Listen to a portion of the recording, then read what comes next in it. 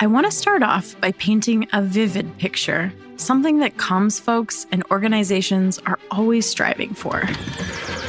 There is a gold rush taking place in front of our eyes, on our screens, every day. Communicators, content creators, and even regular old people are consistently traversing the tricky terrain of the internet in search of striking gold. These digital prospectors flock to the many social media mountains, firing off tweets, posts, messages, and newsletters, hoping their hard work will eventually pay off. Or in other words, they're all hoping to go viral.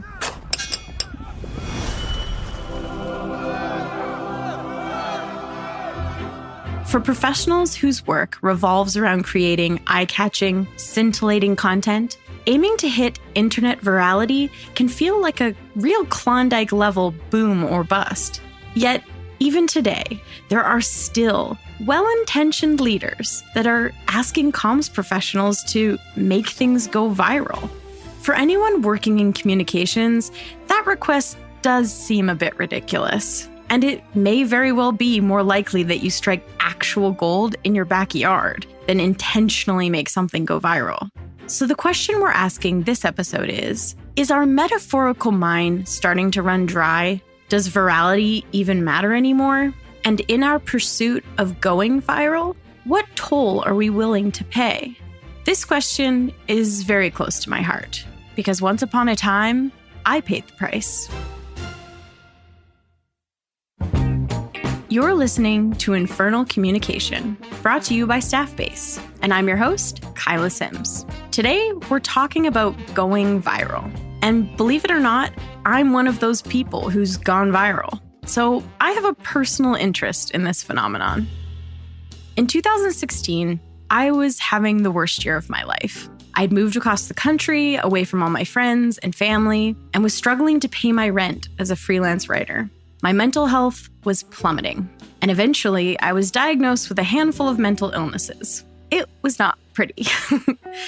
So while I was looking for work as a freelancer, I decided to share my struggles with mental health on my blog. And in November of 2016, it went viral. Almost overnight, over 1.5 million people had read one of my blog posts and left hundreds of comments. My inbox was full. I had complete strangers emailing me pages and pages about their mental health struggles. And weirdly enough, I even had a few job offers. Before I even knew what was happening, I was asked to appear on a few local news stations as a mental health advocate, like this clip with me on Global News. Illness is coping. And joining me right now is writer and mental health advocate Kyla Rose Sims. Welcome to the show, Kyla. So great to have you this morning. Thank you so much for having me. So you suffer from mental health issues. Late last year went viral, over 1 million views. First of all, why do you call it? It felt terrible, but also wonderful. I felt exposed, but special. I wanted to ride the wave as long as possible, all while my mental health continued to plummet. With the attention and the never-ending stream of emails from strangers, it came to a breaking point. I had to shut it all down. I turned off the comments, stopped sharing, and went dark. My mental illness had become not only a huge part of my identity and relationships, but also a part of my livelihood. In the end, going viral helped my career immensely, but it also changed me and the course of my life for better or worse. Now, it's very unlikely that you're attempting to make something go viral for your organization that is exposing you in the same way that I was. But I still think it's worth critically looking at what internet virality really is and what it means, how it happens, and what it does to us and our communities. And ask whether having something go viral is something we should really want at all. I can give you a quick baseline. Let's see if that pops through on this. To help us understand this world of internet virality, I invited Christianna Silva, tech and culture reporter at Mashable, to help walk us through it. Christianna, thank you so much for joining me today. I'm so glad to be here. Thanks for having me. So tell me how virality has come up in your work at Mashable. It comes up all the time. So I cover tech and culture. I cover the intersection there. So that's covering the creators and the users, mostly on Instagram and Facebook. But obviously, I've done a lot of work on TikTok and YouTube recently as well.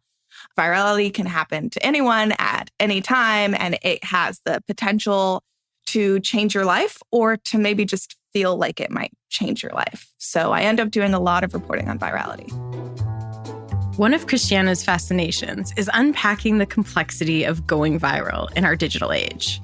Earlier this year, Christianna went on a fact-finding mission while doing research for their article, Why You Shouldn't Try to Go Viral in 2022. So before getting into your article, I want to ask, in your opinion, is going viral still a thing? I think it is. So I think going viral is definitely still a thing, but I think that there are two different perspectives that I look at this from. One is from someone who just watches and takes in content. If a YouTube video gets 5 million views, chances are you've seen it and most of the people on the subway car have seen it, and that person has gone viral. And from the other perspective, which is the perspective of the creator, going viral definitely exists too, because if you post a YouTube video that gets 5 million views, your life is going to be different. But I think with all of the different social media platforms that we're logged onto and all of the different ways that we interact with the internet, virality is not just one straight thing that you've gone viral or you haven't. And for someone who's posting and typically gets 1 or 2 likes on their tweets, maybe 20 likes on their Instagram posts, if that goes up to 500, if that goes up to 1,000, that really feels like you're going viral. But that isn't technically virality. So yeah, going viral definitely still exists, but maybe not in the same way for everyone. What prompted you to look into internet virality? Like, what inspired you to write this article? Personally, I've been really interested in how I feel emotionally, physically, when I post something on my private social media apps and the kind of feedback I get from people. So sometimes I'll post something and I think it's like brilliant and no one will interact with it. And I'm like, why does that make me feel so terrible? Those psychological and emotional responses are really interesting, which prompted me to talk to some researchers and some therapists and some folks who work to market to get viral content out about why I feel that way and why people whose whole job is surrounded around that validation, what that does to their brains. I spoke with neurologists for my piece to figure out if what I felt in my brain when a post did well or didn't do well was the same as when someone who is actually a content creator and posts their content and it does well or doesn't do well, even though our ideas of doing well are completely different, does the same thing to our brain. And it does. That dopamine boost I get is the same dopamine boost that someone who's getting 5 million interactions on their post gets when I get like 200. And that's really scary to me. It gives you this huge dopamine boost and then you go chasing this dopamine boost. And it also leads you to believe that you have a lot more influence, or that you have the potential to have a lot of influence in a space. And for people yearning to have that influence, or even just yearning to belong to a community, to feel important and to feel valued, those are things that we all sort of chase after. And you feel all of that hits you like a ton of bricks. And it's pretty rare that you're going to get that same hit of dopamine again, because you have to beat that. You have to go above and beyond what you already did. Yeah, going viral just doesn't hit like it used to. Exactly. What I did discover is, as we talked about this a little bit earlier, the perspective of someone who's a consistent content creator whose whole job is to produce viral content. You hit that like high when you first go viral or when you get your highest number of likes and interactions and engagement on a post. And now you have to hit that each time, because that's not only because that's what you expect of yourself, but that's what your sponsors expect of you. Mm-hmm. And you can't control social media like that. It changes constantly. And what made your first post go viral might not make your second post to go viral. So I spoke to someone who helps run those campaigns, who works with creators to ensure that their content does continue to go viral. And the work that they have to churn out, you have to hop on every new trend, but that's sometimes not good enough. So you have to create your own trends. This is a lot of work and it can be really, really disheartening. The other thing I noticed is for people who don't go viral a lot, who've never gone viral, who go viral once, one thing that you can think is, my life has completely changed. Like, I don't have to do anything anymore. I can quit my job. I'm famous. And that's not the case, right? Like, one viral post does not equal a viral content career. And that one dopamine hit feels really good. And you might not be able to match that again. So it can really mess with your brain. And that can be really, really detrimental. But it can be detrimental to both groups, right? Like that first group, you're expecting to hit 500,000 every single time. When you hit 100,000, that feels just as bad as when that second group hits 23. This is sort of a problem, right? And I think you can see why this could get bad because a lot of people comment on and share things that they hate. Mm-hmm. Makes the creator of that tweet say, okay, when I say more objectively wild things on the internet, I get more attention, my content goes viral, I become more famous, and I can yield an entire career off of that. This leads to things like political extremism. It leads to the spread of misinformation. It leads to the spread of conspiracy theories, and it can be really damaging. It's easy to see how one taste of virality can lead to an unhealthy obsession, which leads us to the unfortunate reality of how gaining online notoriety can really backfire. So my age and ignorance might start to show here a little bit, but I want to ask you about Pepe the Frog and the unfortunate story that surrounds it.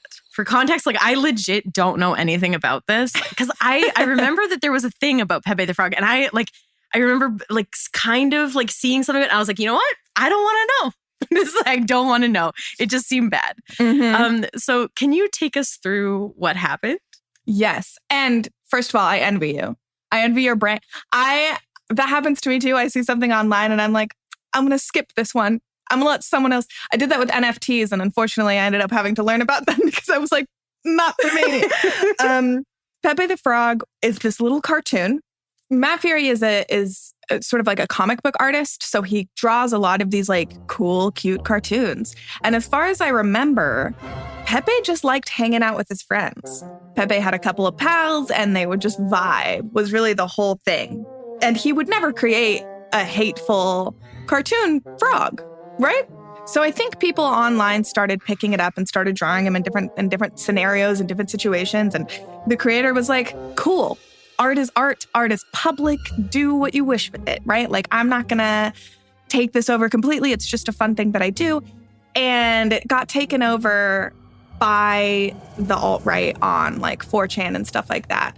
And that's when people started noticing who Pepe the Frog was. So they started noticing him as a tool, a meme used by the alt-right way more specifically and often than they did just as like a cool frog who hangs out with his buddies. That's so wild. Like, do you know why they chose this? It was easy to draw, or I don't. And I think that's clear with a lot of content that goes viral, is that there's not really a good reason for it. Even if we go back to something that is like a very easy thing to say that went viral, that all of us can sort of wrap our heads around, like Gangnam Style. Oppan Gangnam Style. No one was like, what an incredible musical gift to us. What? Hey, wait a minute. It didn't like create something. The dance was fun. It was super catchy. Lots of songs have fun dances that are super catchy. There's no specific reason why it went off like that. It just did. So what do you think Pepe's story teaches us about virality? That we don't have any control over it. And marketers, people who work in viral videos, who are hired to create viral content, are going to disagree with me. But we don't have a lot of control over it.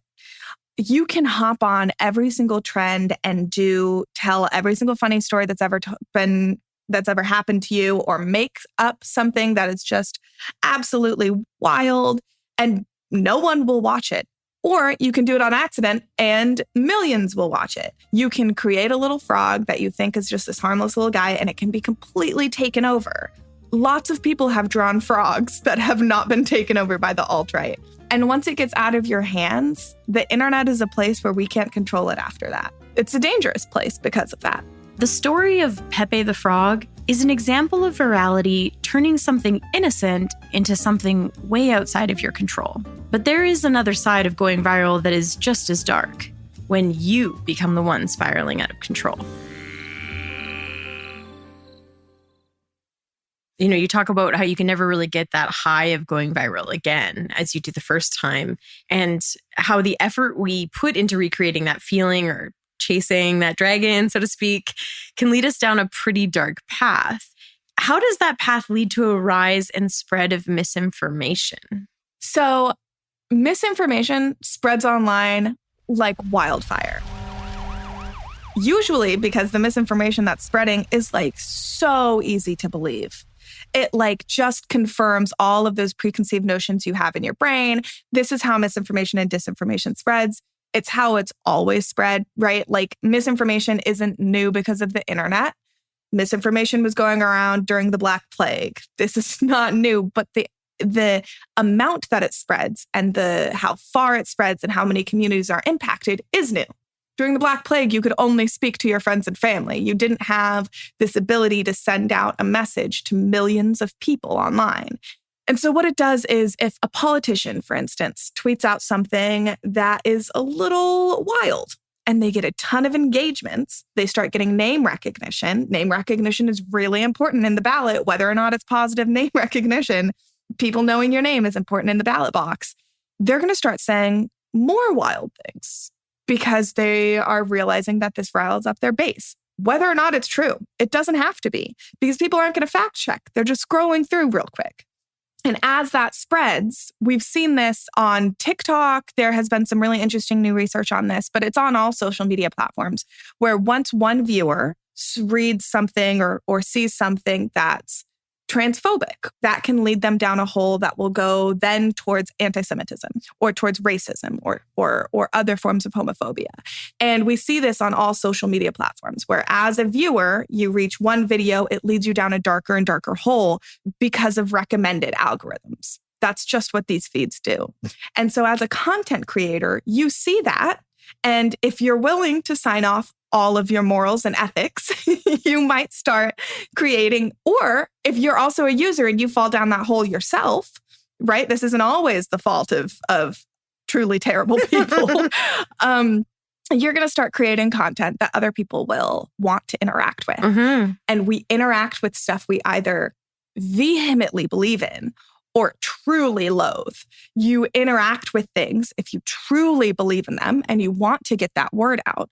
You're feeling like other people don't know this really invaluable content, or you are interacting with it because you are hoping other people don't believe in this. Either way, the content's going more viral and more viral. In this situation, if it's a politician, they're getting more and more name recognition. They're getting more people trying to get them elected or trying to fight against getting them elected. Either way, it's press.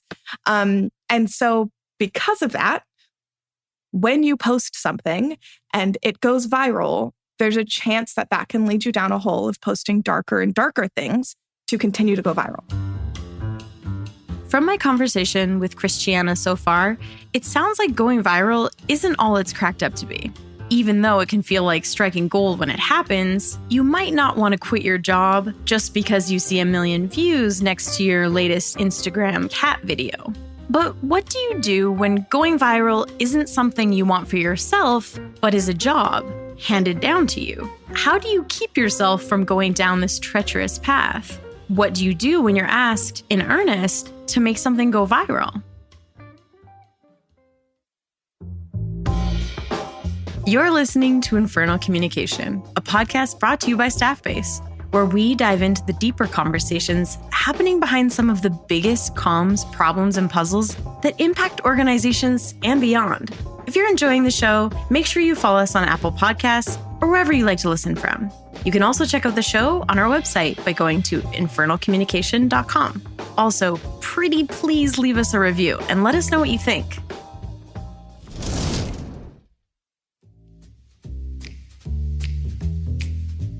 I want to pause our conversation around what virality does to our brain and how craving the rush associated with it can perpetuate misinformation. I think it's about time we grab someone who's gone through the ringer themselves, achieved virality, and has come out the other side.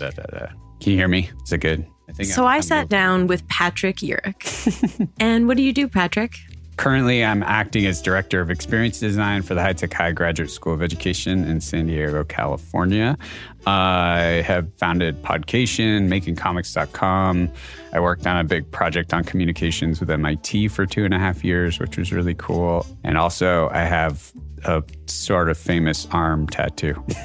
A couple years back, that clever designer and illustrator mind took him on his own viral journey. So can you take us through what happened?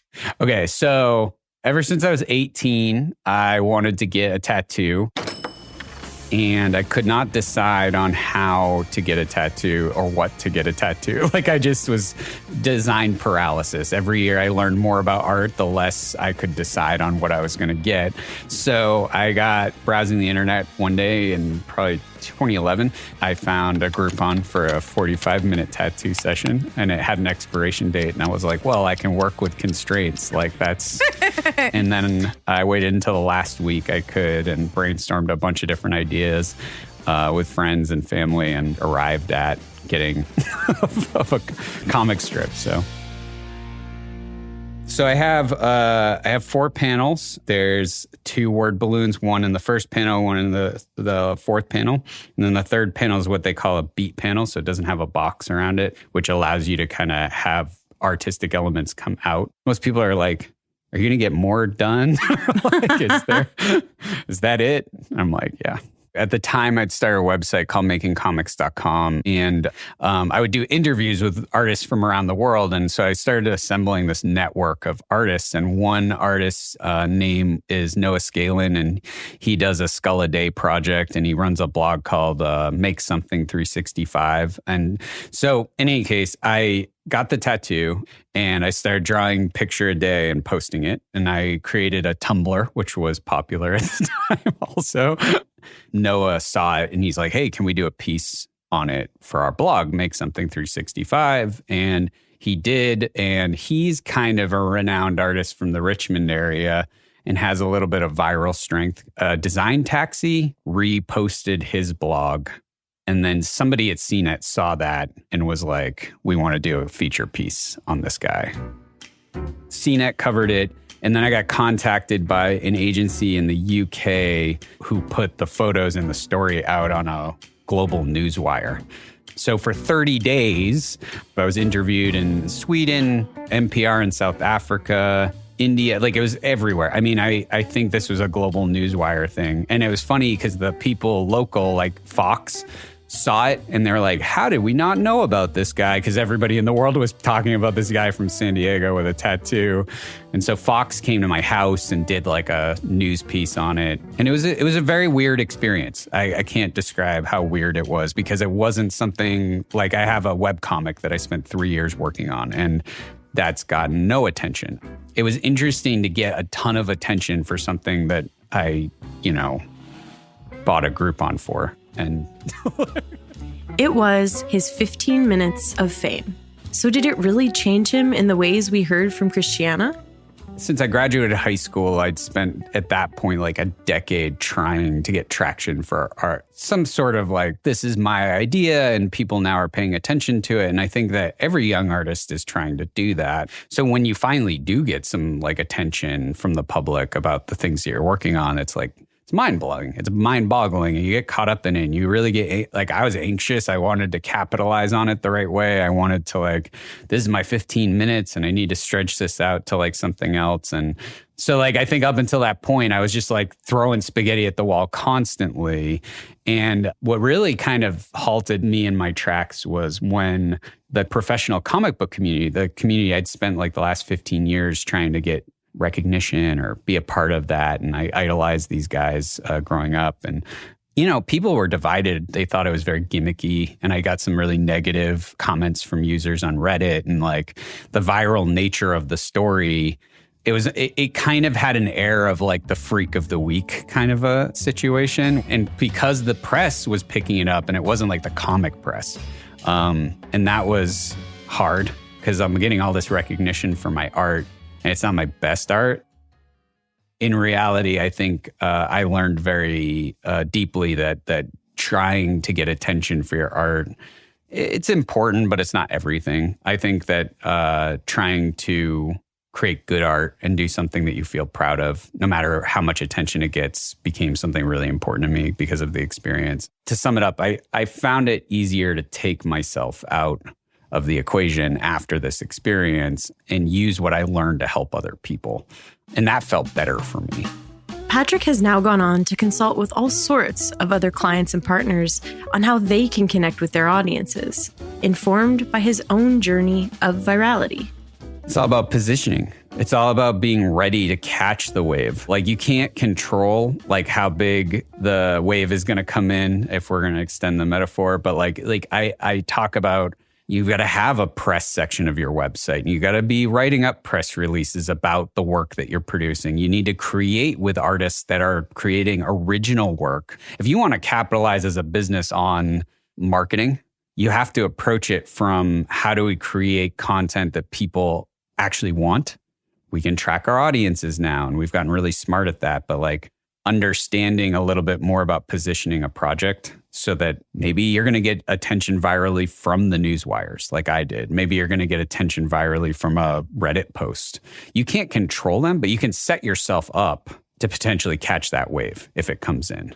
I had no idea when I was doing Hangouts on Air that I was going to go viral a year later because I interviewed a guy who draws skulls. Like that was... Attention and approval for your work isn't as big a deal as you liking what you're doing. And I know that sounds really pithy and like, it really did teach me to like care about my work so that when I put it out into the world, I could accept whatever way people were going to interact with it. And I don't know if I could have gone through that. So I guess I couldn't get to this realization without having gone through all that. So part of me is like, well, just do what you're doing. You'll figure it out. If something gets really big and you don't like it, you're going to learn from that. With all that to chew on, I wanted to take it back to Christianna Silva and get their thoughts on what's a better way to think about going viral. I think it's fair to say that there isn't a magic number that we can pluck from the ether to judge whether something actually went viral. So how do we make going viral more meaningful? And what should we be aiming for if not vanity metrics on Twitter? When we think about meaningful content, we need to get rid of virality from our vocabulary. We need to think about why we're posting what we're posting and what we want to get out of it. So when I post my articles that I've written on Twitter, what I'm trying to get out of it is education and a conversation. I want to know what questions other people have when they're done reading my piece, what I need to do to follow up, what I might have missed. I want to know what other people might not have known when I first did that. I want to know if I actually met the goal of my piece, which was to talk about some new, interesting, fascinating thing to me and see if other people are interested in it. If my entire goal was to go viral, I would always have a terrible time online. And I think that's true for everyone. I think a lot of times these incredible content creators who go viral all the time are meeting their very meaningful goals, which is to entertain people, to make people happy, to educate people, to create communities online. Those are all valuable and meaningful reasons to post and to interact and to engage online. Going viral, I just don't think is a good goal to have. And you're probably right. It certainly isn't one for me. What's interesting though, so there's this other class of creator that is, doing it for their 9 to 5. And so they're often passed down this sort of direction by sort of probably a C-suite leader who's never been on Twitter and they're telling them to go viral. So I'm really curious what your advice would be for communicators who've been asked to make something go viral. What should they do? I would say two things. One is to look at the content that you follow that does go viral and to ask yourself why. Chances are it's because you learned something new or you learned it in a really interesting and fun way.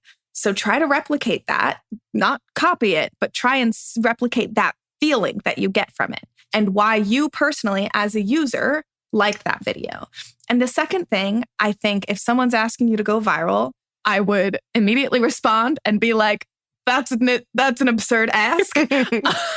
Maybe say it in a friendlier C-suite way. But explain to them sort of how going viral works and how going viral is not a reasonable or meaningful goal to have, but instead try and think about the goals, the numeric, valuable goals that are reasonable to reach. And those can be things like interactions with other people. They can be comments on your videos. They can be bringing in new consumers, new customers, bringing in more people on your newsletters, getting more donations. There are tons of different valuable ways to track how your content is working online that isn't just go viral. That meaningful connection with your community, that's sustainable. That you can build upon, that you can make better, that you can actually produce meaningful result within a business. But going viral might not at all. Well, thank you so much for chatting with us. I thoroughly enjoyed our conversation today, and I am so appreciative that you made time to talk to us. Yeah, absolutely. This was so much fun. My conversation with Christianna really validated a lot of the confusing feelings I'd had about my own internet virality and its impact on my life. When I shut down my blog, people didn't understand why. Why would I want to shut down something that was so successful? But for me, it wasn't a success. It became the very thing that Christianna warned us about. Today, we learned that there's a lot of assumptions packed into the request to make something go viral. First, there's the assumption that likes, follows, shares, or whatever you're using to measure virality is an actual indicator of quality or reach. Second, there's an assumption that it's actually possible to manufacture this mysterious virality. And finally, and perhaps most importantly, there's the assumption that going viral is actually a good thing. So instead of trying to post or create something just because you know it will get a big reaction and drive up some sexy numbers that you can report to leadership, ask yourself if you're genuinely giving your audience what they need, when they need it, because that is when you're most likely to strike gold. Today, our guests were Mashable reporter Christianna Silva and Patrick Yurick, Director of Experience Design at the High-Tech High Graduate School of Education, as well as founder of Podcation and MakingComics.com. I'm Kyla Sims, and this is Infernal Communication, brought to you by Staffbase, with production support from Jar Audio. Today, we talked about getting caught up in the realm of virality and some of the outrageous places people go to hit big on the internet. Join us next time when we talk about the controversial language that gets our communication twisted in a bundle. We'll be diving into the taboo world of cursing and crossed fingers. I know this is a loaded question, but why do we swear? The short answer to the question why we curse is to express emotion and convey our emotional feelings to other people. Once we start to verbalize our anger, phylogenetically, it evolves as the brain evolves. And so it becomes more abstract and it becomes more political. So you wouldn't hear a 5-year-old calling someone a chauvinist pig or a Nazi. They would use terms like poo-poo head. Yeah, doo-doo head, very common, you're a doo-doo head. Don't forget to hit follow on Apple Podcasts or wherever you get your shows. And if you liked today's episode, leave us a review. We would love to know what you think. Until then, thanks for listening.